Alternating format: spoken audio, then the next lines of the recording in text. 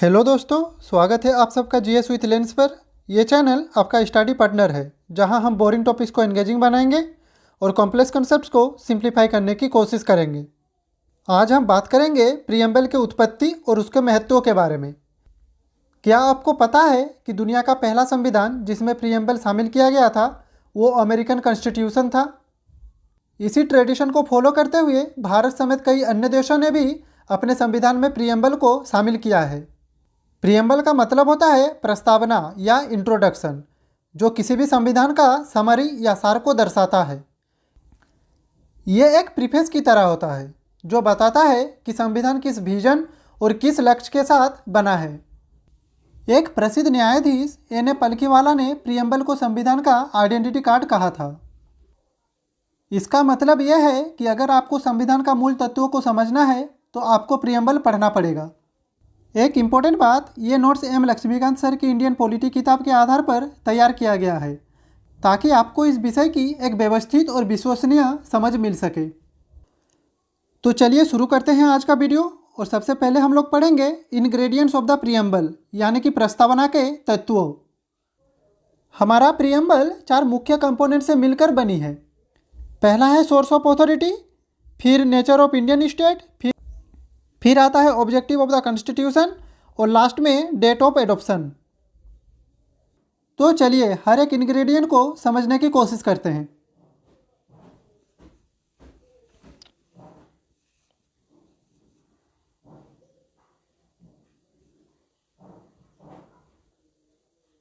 तो सबसे पहला इंग्रेडिएंट है सोर्स ऑफ अथॉरिटी। इसमें कहा गया है कि our constitution derives it authority from the people of India, यानी कि हमारा संविधान भारत की जनता के द्वारा बनाया गया है। इसका सीधा मतलब यह है कि भारत का शासन लोगों के द्वारा, लोगों के लिए और लोगों का है। इसका नेक्स्ट इंग्रेडिएंट है nature of Indian state. It declares India as a sovereign, socialist, secular, democratic and republic, यानी कि हमारा देश सोवरेन यानी कि स्वतंत्र, सोशलिस्ट मतलब समाजवादी, सेक्युलर यानी कि धर्मनिरपेक्ष, डेमोक्रेटिक यानी कि लोकतांत्रिक और रिपब्लिक यानी कि गणतंत्र देश है। ये कीवर्ड्स भारत के शासन व्यवस्था और लोकतांत्रिक मूल्य को दर्शाता है। अब हम बात करेंगे इसके नेक्स्ट इंग्रेडिएंट के बारे में, जो है ऑब्जेक्टिव ऑफ द कॉन्स्टिट्यूशन।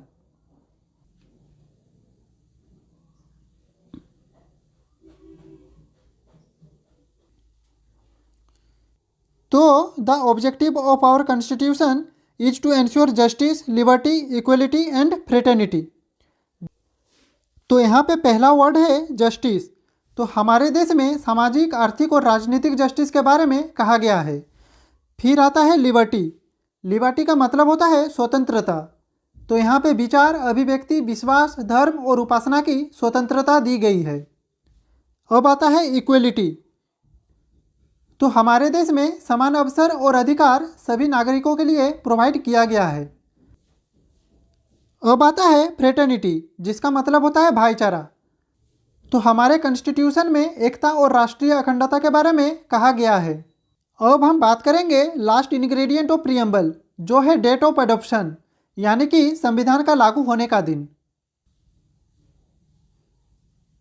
तो हमारे देश में प्रीएम्बल को 26 नवंबर 1949 को अपनाई गई थी और 26 जनवरी 1950 से ये पूरी तरह से लागू हो गई थी। अब हम बात करेंगे कुछ की वर्ड्स के बारे में जिसे प्रीएम्बल में इंक्लूड किया गया है। इस स्लाइड में हम बात करेंगे 5 की वर्ड्स के बारे में, जो है sovereign, socialist, secular, democratic and Republic. तो चलिए इन शब्दों का अर्थ और महत्व को समझने की कोशिश करते हैं, जो भारत के संविधान की पहचान है। तो यहाँ पे सबसे पहला वर्ड है सोवरेन। तो चलिए उसे देखते हैं।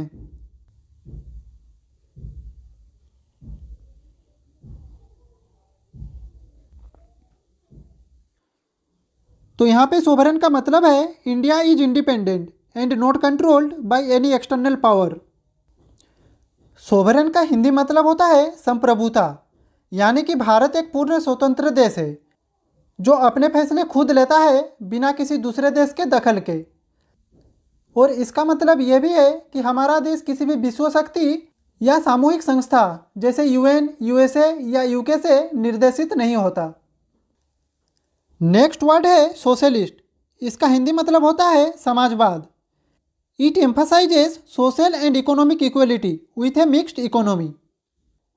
तो इसका मतलब यह है कि हमारे देश में सामाजिक और आर्थिक समानता हो, जिसमें गरीब और अमीर का फर्क कम हो। भारत में मिक्स्ड इकोनॉमी को अपनाया गया है, जिसमें सरकार और प्राइवेट सेक्टर दोनों का योगदान होता है।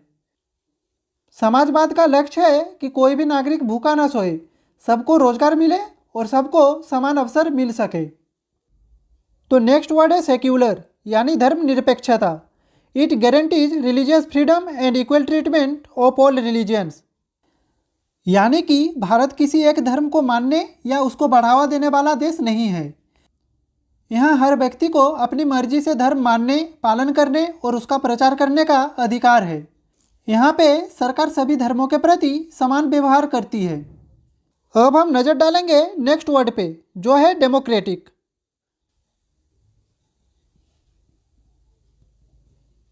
तो हिंदी में डेमोक्रेटिक का मतलब होता है लोकतंत्र।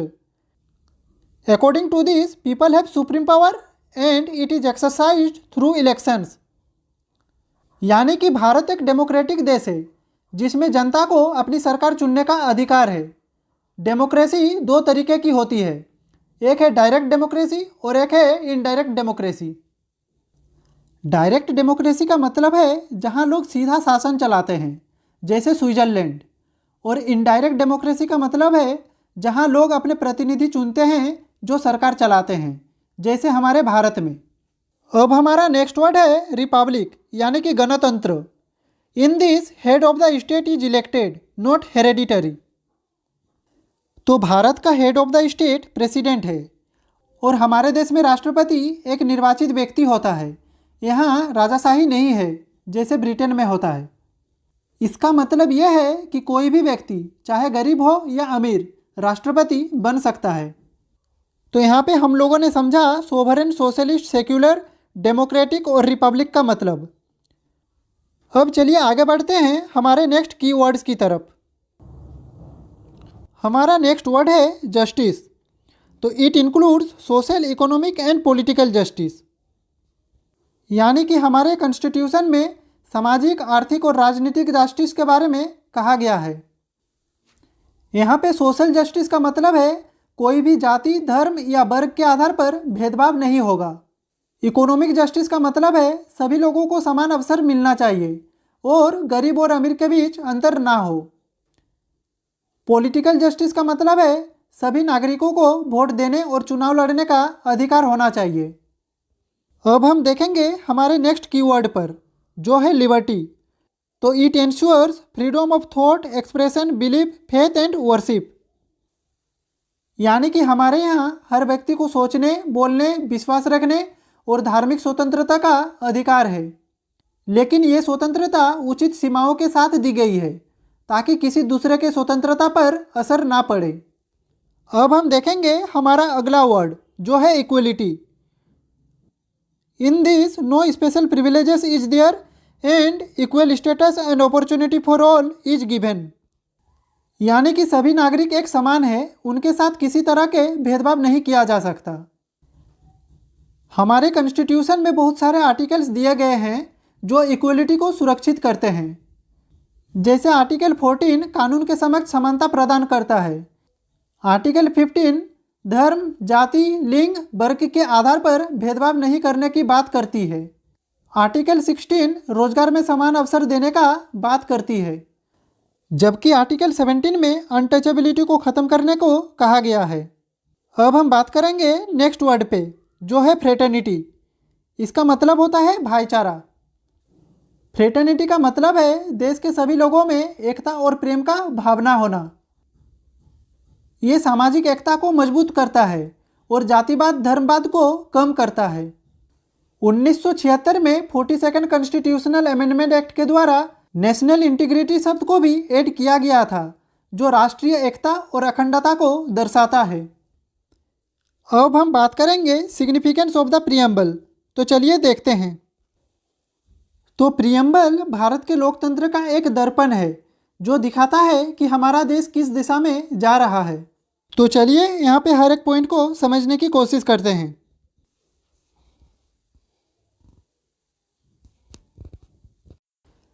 तो it expresses the vision and objectives of the constitution and it acts as a guiding principle for the constitutional interpretation. तो प्रियम्बल भारत की संविधान की आत्मा है, जो सरकार और कानून निर्माण के लिए एक मूल मंत्र का काम करता है। ये हमें एक न्यायसंगत, स्वतंत्र और एकजुट राष्ट्र बनाने की प्रेरणा देती है। प्रियम्बल हमारे संविधान निर्माताओं के सपने और सोच को व्यक्त करता है। ये बताता है कि एक लोकतांत्रिक, समाजवादी, धर्मनिरपेक्ष और समर्थ भारत का निर्माण कैसे किया जाए। तो चलिए नेक्स्ट पॉइंट पे जाते हैं।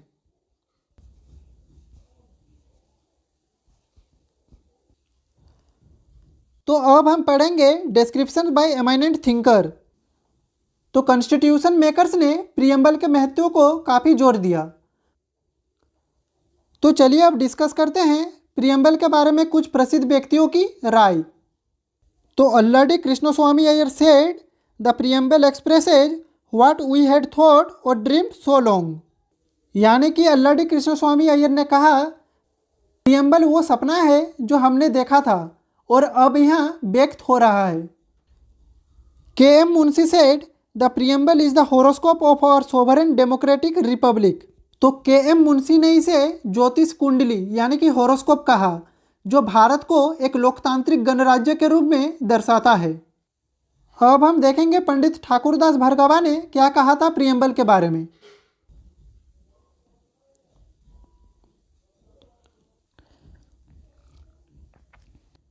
तो he said preamble is the most precious part of the constitution, it is the soul and key to the constitution and it is a proper yardstick to measure the worth of the constitution. तो उन्होंने कहा preamble संविधान का सबसे अनमोल हिस्सा है। ये संविधान की आत्मा है और एक चाबी है जो संविधान को समझने में मदद करती है। और प्रियम्बल एक ऐसा स्केल है जिससे संविधान की उपयोगिता को मापा जा सकता है। तो चलिए अब देखते हैं इसका नेक्स्ट पॉइंट क्या है।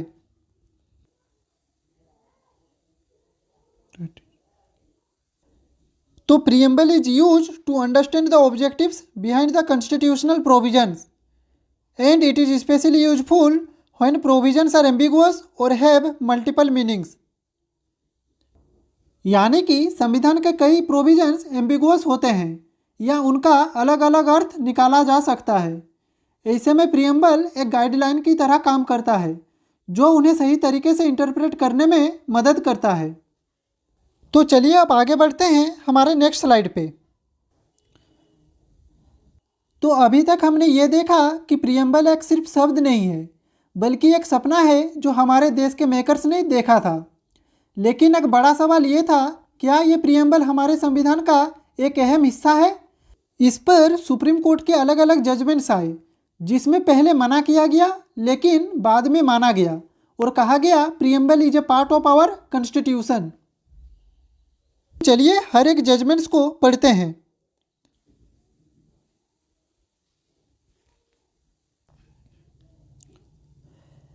तो पहला जजमेंट्स आया था बेरूबारी यूनियन केस में 1960 पे। इस केस में supreme court ruled that the preamble is not a part of the constitution. यानी कि सुप्रीम कोर्ट ने कहा प्रियम्बल सिर्फ एक इंट्रोडक्शन है, इसका कोई लीगल पावर नहीं है।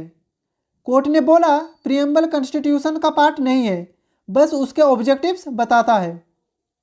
इसमें यह भी कहा गया अगर कोई कन्फ्यूजन हो आर्टिकल का मीनिंग समझने में, तब प्रियम्बल को रेफरेंस के लिए यूज किया जा सकता है। अब हम बात करेंगे 1973 के केशवानंद भारती केस के बारे में। तो इस केस में सुप्रीम कोर्ट ने बेरूबारी यूनियन केस को ओवर रूल किया। तो in this case supreme court over ruled the earlier decision and held that the preamble is a part of the constitution. तो इस केस में प्रियम्बल को कॉन्स्टिट्यूशन का इंटीग्रल पार्ट माना गया, जो उसके विजन और ऑब्जेक्टिव्स को रिफ्लेक्ट करता है। यहाँ पे कोर्ट ने कहा कि आर्टिकल 368 के अंडर प्रियम्बल को अमेंड किया जा सकता है, लेकिन कॉन्स्टिट्यूशन के बेसिक स्ट्रक्चर को चेंज नहीं किया जा सकता। नेक्स्ट है LIC of India case. It reaffirmed that the preamble is an integral part of the constitution. तो इस केस में सुप्रीम कोर्ट ने दोबारा कॉन्फर्म किया कि प्रीएम्बल एक इम्पोर्टेंट पार्ट है कॉन्स्टिट्यूशन का। कोर्ट ने कहा कि प्रीएम्बल के प्रिंसिपल से कॉन्स्टिट्यूशन को इंटरप्रेट करने में मदद मिलती है। इस केस ने केशवानंद भारती केस को सपोर्ट किया और प्रीएम्बल की इंपॉर्टेंस को रीअफर्म किया। तो अब हम बात करेंगे एमेंडेबिलिटी ऑफ द प्रीएम्बल।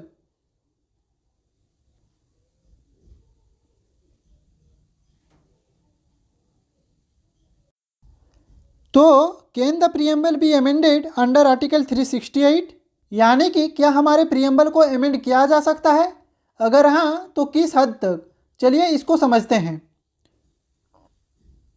तो according to Kesavananda Bharati case, preamble can be amended but the basic structure can not be altered.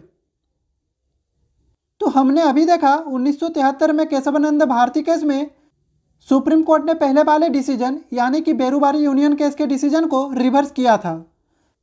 इस केस में सुप्रीम कोर्ट ने कहा preamble is the part of constitution और इसको एमेंड किया जा सकता है, लेकिन बेसिक स्ट्रक्चर को टच नहीं किया जा सकता। मतलब प्रीएम्बल को मॉडिफाई किया जा सकता है, लेकिन उसकी फंडामेंटल वैल्यूज नहीं बदल सकती। इसी वजह से 1976 में एक अमेंडमेंट आया जो प्रीएम्बल में इंपॉर्टेंट चेंजेस लेके आया। तो चलिए अब थोड़ा 42nd कॉन्स्टिट्यूशनल अमेंडमेंट एक्ट जो 1976 में आया था उसको थोड़ा समझते हैं। तो it added 3 words socialist, secular and integrity in the preamble and this amendment was held valid by the supreme court. यानी कि 1976 में 42nd कॉन्स्टिट्यूशनल अमेंडमेंट एक्ट के द्वारा प्रीएम्बल में 3 नए शब्द ऐड किए गए, सोशलिस्ट, सेक्युलर और इंटीग्रिटी। सोशलिस्ट शब्द को ऐड किया गया सामाजिक समानता को प्रमोट करने के लिए। सेक्युलर शब्द को ऐड किया गया था धर्मनिरपेक्षता को इंश्योर करने के लिए, जबकि इंटीग्रिटी शब्द को ऐड किया गया था देश की अखंडता को मेंटेन करने के लिए। सुप्रीम कोर्ट ने कहा कि ये अमेंडमेंट वैलिड है क्योंकि ये कॉन्स्टिट्यूशन की बेसिक स्ट्रक्चर को वायोलेट नहीं करता। तो यहाँ पे हमारा प्रीएम्बल चैप्टर खत्म होता है, जिसका नोट्स मैंने M लक्ष्मीकांत सर की इंडियन पॉलिटी की किताब से बनाया था। तो आज हमने ये समझा कि प्रीएम्बल सिर्फ एक इंट्रोडक्टरी पार्ट नहीं है, बल्कि एक आदर्श दर्शन है जो भारत को एक उत्तम राष्ट्र बनाने का मार्गदर्शन देता है। ये हमें एक न्यायसंगत, लोकतांत्रिक और एकजुट देश बनाने के लिए प्रेरणा देती है। तो आज के लिए बस इतना ही। अगर आपको ये वीडियो पसंद आई हो तो लाइक, शेयर और कमेंट करना ना भूलें। मिलते हैं अगले वीडियो में एक नए टॉपिक के साथ। तब तक के लिए खुश रहिए, स्वस्थ रहिए। जय हिंद, वंदे मातरम।